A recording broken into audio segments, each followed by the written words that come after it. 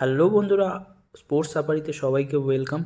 তো আবারও চলে এসেছি নতুন ভিডিও নিয়ে। আজকের ভিডিও চেন্নাই ভার্সেস মোহনবাগানের যে আইএসএল ম্যাচ ছিল সেটারই রিভিউ করব। তো তোমরা যারা আমার চ্যানেলে নতুন এসেছো তারা প্লিজ চ্যানেলটাকে সাবস্ক্রাইব করে দেবে, ভিডিওটা ভালো লাগলে একটা লাইক করে দেবে, আর বন্ধুদের সাথে শেয়ার করতে ভুলবে না। তো চলো ভিডিও শুরু করা যাক। প্রথমেই বলবো, তোমরা সবাই স্কোর লাইন জানো যে 0-0, দুটো টিমই ক্লিন সিট রেখে এক পয়েন্ট করে নিজেদের মধ্যে ভাগাভাগি করে নিয়েছে। এটা এক প্রকার বলা যায় মোহনবাগানের হার, জাস্ট কিছুই না। যারা খেলাটা দেখেছো তারা বুঝতেই পারছো যে চেন্নাইয়ের বডি ল্যাঙ্গুয়েজই ছিল যে কোনো প্রকারে একটা পয়েন্ট নেওয়া, বিশেষত সেকেন্ড হাফে। ফার্স্ট হাফ বলুন বা সেকেন্ড হাফ বলো, যেটাই বলো, মোহনবাগান কিন্তু নিজেদের পজিশনে বল রেখে খেলেছে, শুধু আক্রমণের মানে ফিনিশটা বাদে। যেহেতু দুটো উইঙ্গার ছিল না, সেই জন্য মানে অ্যাটাকে যখন অ্যাটাকিং থার্ডে যাচ্ছে, অ্যাটাকিং থার্ডে গিয়ে যে ফিনিশটা হবে দিমিত্রি আর গ্রেগ স্টুয়ার্ট, মানে সেকেন্ড স্ট্রাইকে শুধু সোহেলের উপর ভরসা করে কিন্তু হবে না। সোহেল একদম নতুন অভিজ্ঞ, তার উপর অ্যাওয়ে ম্যাচ খেলতে গেছে, আইএসএলের ফার্স্ট ম্যাচ যেখানে প্রথম শুরু করলো সোহেল ভাট। তো চেন্নাইয়ের মতন টিমের বিরুদ্ধে এরকমভাবে খেললে, মানে দুটো উইঙ্গারকে একসাথে বসিয়ে রেখে মলিনা কী ডিসিশানে খেলালো আমার তো মাথায় ঢুকলো না। লিস্টন না হয় বল রিলিজ করে না খুব একটা, সেই কারণের জন্য লিস্টনকে বসাতে পারতো, কিন্তু মানবীরকে কেন বসালো আমার মাথায় ঢুকলো না। সাহাল আব্দুল সামাদ যদি ফিটই থাকে তো তাকে প্রথম থেকে কেন খেলানো হলো না, অনেকগুলো কোশ্চেন এসে যাচ্ছে মলিনার কাছে। তো এই ম্যাচে এক পয়েন্ট কিন্তু আবারও মানে লিগ টেবিলটাকে আবার ওপেন করে দিল দু তিনটে টিমের জন্য। আবারও গোয়া রেসের মধ্যে, আবারও বেঙ্গালুরু রেসের মধ্যে। জামশেদপুর তো ছিলই, যে এরা যদি নিজেদের খেলাটা ঠিক করে খেলতে পারে তো আবারও লিগ টেবিল পুরোপুরি ওপেন আছে তিন চারটে টিমের জন্য, মানে লিগ শিল্ডের কথা বলছি আমি।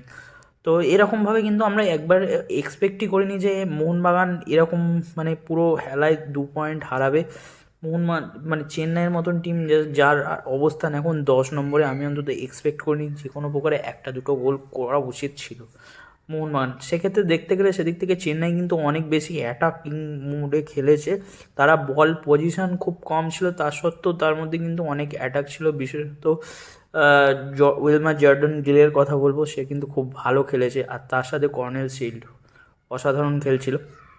মিডফিল্ডটাকে কন্ট্রোল করছিল মোহনবাগান, কিন্তু যেটুকু অপশান তারা পেয়েছে সেটাকে কাজে লাগিয়েছে। এর থেকে বেশি কিছু আর বলবো না। মোহনবাগানের এই লাস্ট দুটো খেলায় একেবারেই খুশি হওয়ার মতন নয়, যদিও সেগুলো অ্যাওয়ে ম্যাচ ছিল। অ্যাওয়ে ম্যাচে 1 পয়েন্ট আমরা বলি, কিন্তু যারা চ্যাম্পিয়ন হতে নামবে তারা তো কিছু না কিছু করে দেখাবে, সেটাই তো চ্যাম্পিয়নরা করে থাকে। আমরা মোহনবাগান ফ্যান, মোহনবাগান হিসেবে বলবো ড্রটাও আমাদের কাছে কিন্তু একটা হারের সমান, মানে আমাদের অন্তত লাগে এটাই। মানে আমরা যাই জেতার জন্য, মাঠে নামি জেতার জন্য, অপোনেন্টসের চোখে চোখ রেখে কথা বলার জন্য, এগুলোর জন্যই কিন্তু মোহনবাগান। তো আলটিমেটলি দেখা যাক, যে কটা ম্যাচ বাকি আছে, আর 7খানা ম্যাচ বাকি আছে, অন্তত মিনিমাম 7টা ম্যাচের মধ্যে 4টে জয় লাগবেই, 4টে জয় লাগবেই। সেক্ষেত্রে মোহনবাগান সিলটা পেয়ে যেতে পারে 4টে জিতলে, এতটাই মনে হয় ম্যাজিক ফিগার। তো দেখা যাক কি হয়। তো সবাইকে বলবো, যারা তোমরা আমার চ্যানেলে নতুন এসেছো তারা যদি কমেন্ট করতে চাও অবশ্যই কমেন্ট করতে পারো, আর তোমাদের কী মনে হয় সেটা মন্তব্য লিখতে পারো, তোমাদের মতন করে বলতে পারো। তো আজকে বেশি কিছু বলবো না, এমনি মন মেজাজ খারাপ। এইভাবে যদি পয়েন্ট লস করে মলিনার উপর, যে কোনো শুধু মলিনাকে বলে দোষ নেই, আশিস রায়ের খেলাও খুব একটা ভালো লাগেনি। বারবার বল মিন করেও বল এরকমভাবে রিলিজ করছে, এমনভাবে খেলাটা ঠিক ভালো লাগেনি আগের দিনের মতন। তবুও ভালো লেগেছিল, কিন্তু আজকে একেবারেই ভালো লাগেনি চেন্নাইয়ের সাথে এরকম খেলবে। তো বেশি কিছু আর বলবো না, আজকের মতন এই পর্যন্তই। অন্য ভিডিও নিয়ে আবার আসবো। তো তার আগে বলবো, তোমরা যারা আবার আমার চ্যানেলে নতুন এসে তারা প্লিজ সাবস্ক্রাইব করে দেবে, আর এরকম ভিডিও পাওয়ার জন্য চ্যানেলটাকে সাবস্ক্রাইব তো করবেই, লাইক করবে আর বন্ধুদের সাথে শেয়ার করবে। তো আজকের মতন টাটা, থ্যাংক ইউ।